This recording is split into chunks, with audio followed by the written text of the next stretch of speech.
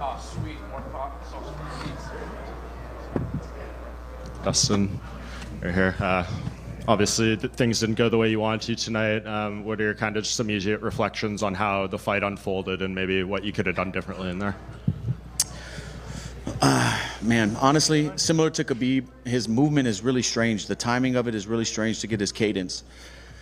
I wanted to open up more and throw more volume, but he wouldn't. When he would commit to the pocket, he would exit weird. His dips with his head, I heard my corner telling me throw the knee the whole time, but I just felt like I might get taken down off of it. And his movement is just it's kind of awkward. It's a weird timing, so I couldn't get good combinations going. But everything else was what I expected. You alluded in the cage that something happened in the fight. You kind of stopped yourself short. Is there anything more you want to share as far as that? Did something happen when? When you were talking to Rogan, you kind of alluded to something maybe happened in the fight, but then you stopped yourself from sharing too much. Is there anything more you can share now? I might have messed my ACL up against the fence in the third or fourth round. Before I hit him with the switch, I don't remember what round that was. My knee and my knee bone and my shin bone, I felt slide, and then it started burning. I was telling Mike that through the fence. He thought I was complaining about something else, but I'll get that checked out. It didn't bother me getting off the stool and stuff. It hurt. Yeah, and I believe going into the fifth round, 2 judges had it 2-2 and one had it 39-37. Were you aware that it was that kind of close going into the fifth? No, I thought I was down. I thought I needed to finish. But I knew it could be close. The judge has been in the locker room hearing some of the scorecards were pretty crazy tonight. Mm-hmm. But I thought I might be down just from his riding time. He landed a couple good shots. I landed some good shots. I knew I was bleeding really bad. I'm not sure if a punch shattered my nose or if it was a headbutt, because we did collide heads in the middle of the octagon that flashed me, so I didn't feel where the pain was. I didn't know if it was my forehead or what hit, but that could have, my nose is shattered for sure. And I've had a couple nose surgeries already, and I have some cadaver bone and stuff in there, so I just hope I don't have to go through that process again, man. But I feel like the bone is not where it should be. Yeah, and of course you were asked about the future in the cage and everything. You've had a little bit of time now to let things settle. Any different thoughts or anything you want to elaborate more on as far as the future? I just got to see. I was fighting to be the world champion. Like what else am I fighting for? Just to fight for the thrill, because I am addicted to it, no doubt. But like for the money, I'm good. Me and my family are good. I don't need the money. Money's great. But my health is first, and like, what am I fighting for? To be the champion again? Will I ever get that shot? Even if I go on a streak, I don't know. But it's such a tough mountain to climb that I've climbed so many times. I'm 35, and I see people and hear people say that's not old. But I have 50 fights. I've been fighting since I was 17 years old. I fought my first cage fight when I was 18. I have 10 fights that are on my record. I have, and I've been in a bunch of battles. At some time, this is going to catch up to me. Obviously, I just fought the pound-for-pound #1 guy, and every time I got off the stool, I felt like I was going to win this fight. I remember thinking, getting off the stool, I'm going to be the world champion tonight. I felt it. So I just got to see. I beat a young guy last time out. I just competed with the #1 pound-for-pound guy and felt good doing it until the end. So I just got to see. I can still compete, but I don't want the sport to retire me and squeeze me out. I don't want to be one of those guys hanging on. I just honor and respect this too much, and we'll see. I don't know, but this could be my last fight. Yeah, and I know you like to go on the vacation with the family and everything, and kind of have your post-fight process. How do you when do you ultimately think you make a decision? It's I just got to digest everything, talk to my family, talk to my coaches, and see. There's no rush on it. But this could be my last fight. I don't know. I just got to get home and see what I'm fighting for. Well, whatever you decide to do, you're a legend and an asset to the sport, and I think everyone here appreciates everything you've done, so thank you so much. Thank you, man. And I really felt like going into this fight, I felt like whatever was going to happen is destiny. So whatever's going to happen, I can't control the outcome, just the process. So I try to enjoy the experience and the process of getting ready for another fight and walking out here to a crazy crowd and just the rush that comes along with that, and I enjoyed tonight. I did. I enjoyed it. Based on that enjoyment, if this was the last one and it was an amazing performance by yourself, would you be content with going out on this one? That's the problem. Tonight, if I would have won that belt, I would be content with everything I've done in the sport. it's just, I didn't get the ultimate goal. The reason I started fighting was to be the world champion, undisputed, and I didn't get it. You know, I don't know. I don't know. We've heard guys in the past, like Alex Volkanovski, for one, struggle with not competing, right? They think they're ready for it, and then he gets a prolonged break, and then suddenly realizes there are demons that he's not, not dealing with very well. Are you set up for a life post-fighting, or is that going to be a period of adjustment for you? No, I'm staying busy-wise. Yeah, or just like not having the competition in your life. I don't know. I don't think anything will ever fill that void. I don't know what could fill that void. You know, I'm busy outside the octagon. I have a lot of things going on with my foundation, with the businesses I own.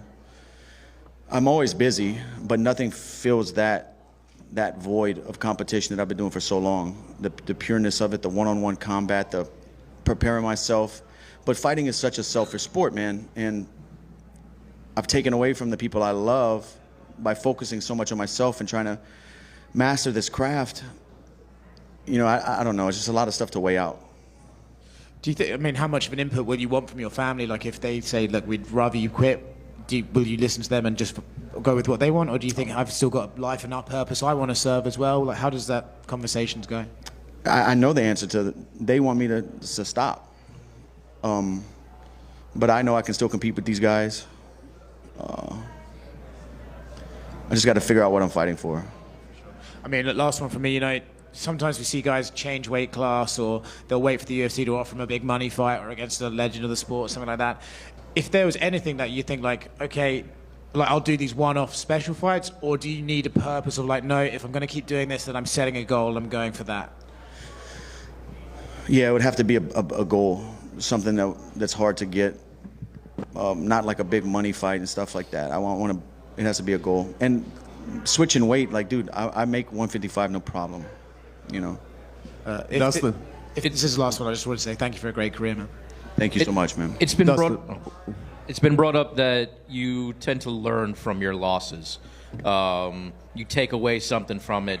Not this one, but from it seems obviously you did a hell of a lot better against Islam than you did against Khabib.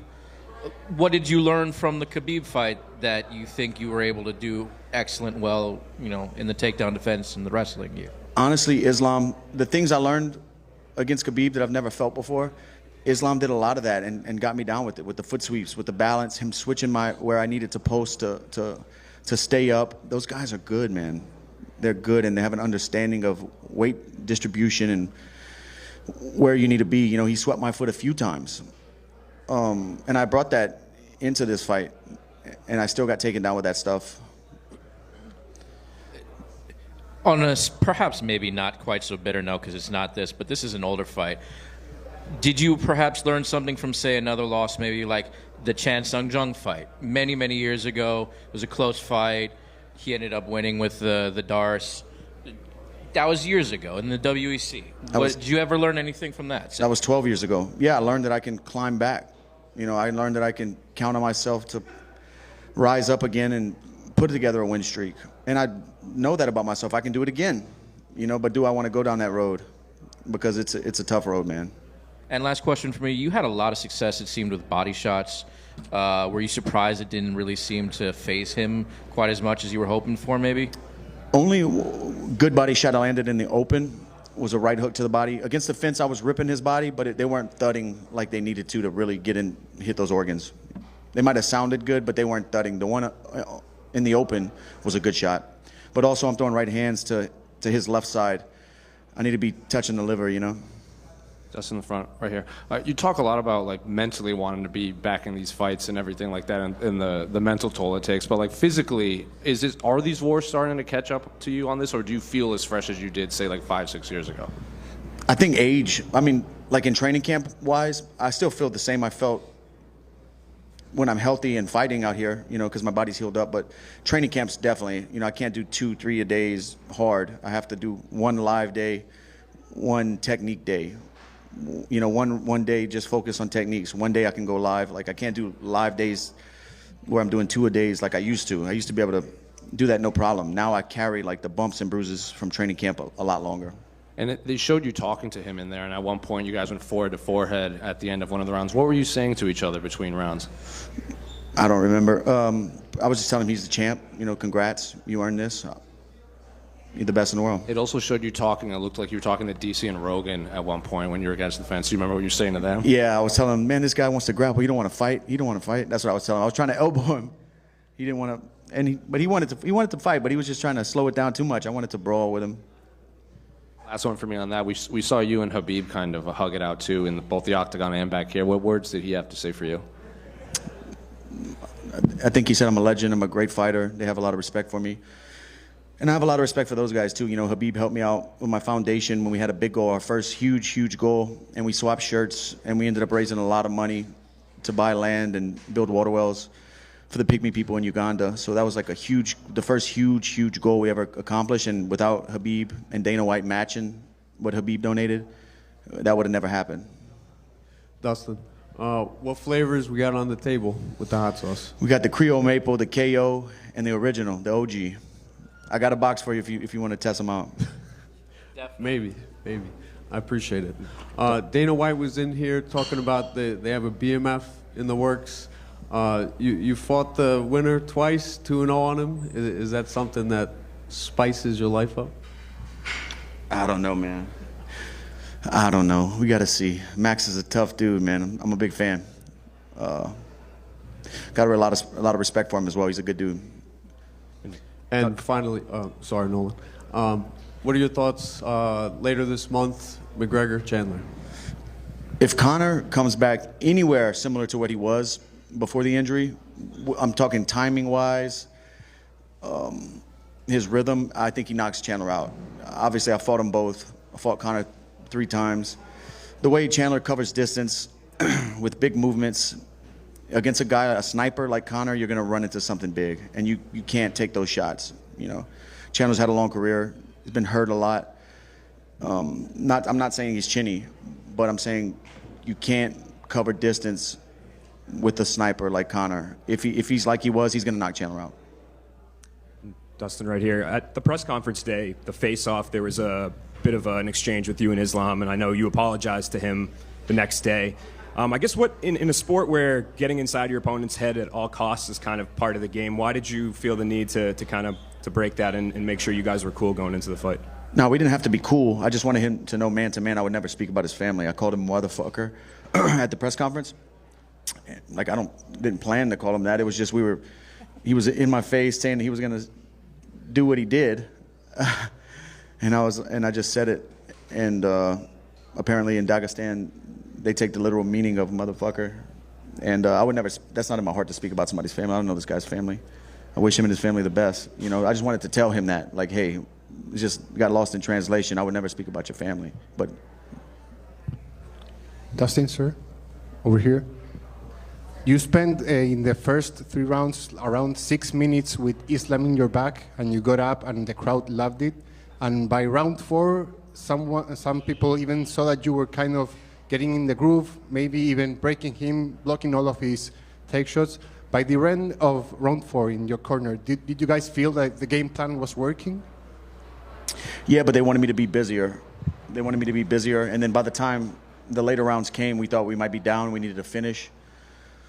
And I didn't open up. I should have opened up. You know, looking back, it's always easy to say what you should have, could have done. But in the heat of the moment, his timing was weird. I was trying to take chances. I heard him calling for the knee. He was dipping. I didn't do it. I thought I might get my legs swept or him grab a single. There's a bunch of things you can break down and wish you would have done different. But every time I got off the stool after each round ended, I felt like I was, okay, I'm getting my momentum. I'm getting my groove. I'm feeling good. You know, but that's fighting. Thank you, sir. It was a legendary fight. Thank you, sir. Islam right here. Oh, Islam. Sorry, Dustin. What do you think about Islam trying to training with Charles, the wrestling? It would be great for Charles to get out there and feel those guys' pressure, wrist control. Their hips are very strong. Yeah, I think it would help him with his wrestling, no doubt about it. Dustin, I just wanted to have one more for you. You know, you said about Khabib calling you a legend, Joe Rogan's calling you a legend, everyone's calling you a legend. For you personally, do you feel like a legend? Do you believe it when people talk to you? How do you feel now, you know? Because you came short of winning the title, but you've been around forever, you've had all these achievements. How do you feel about yourself and your career? I still feel like I want to be the world champion, you know? Like, that stuff's all cool. And I hope people do look at me like that. I've done a lot in sport. I've had some crazy fights that I'm proud of, you know, but I really want to be the world champion, you know. That's what hurts. But I'm proud of everything I've done in the sport. I'm proud of the comebacks I've made, the improvements I've made, my discipline to the craft. You know, this stuff isn't easy, man. This stuff isn't easy. Dustin, back here. With that being said, and you've acknowledging that this could be it, I know this is what you do, but if you elected to get back into the octagon, just how tough would that be to mentally lock back in when you start to think, okay, this could be the end of the road? I mean, I just did it preparing for this fight. When this fight came around, I was like, okay. Because when I fought in Miami at 299, I kind of thought, like, you know, this could be this could be the end. But I still feel good in there. That's the problem. Preparing, like if I decide to fight, preparing is that's when I feel normal. That's when everything in my life feels normal because I've been doing it so long. It's the opposite side of that. Not preparing is what scares me.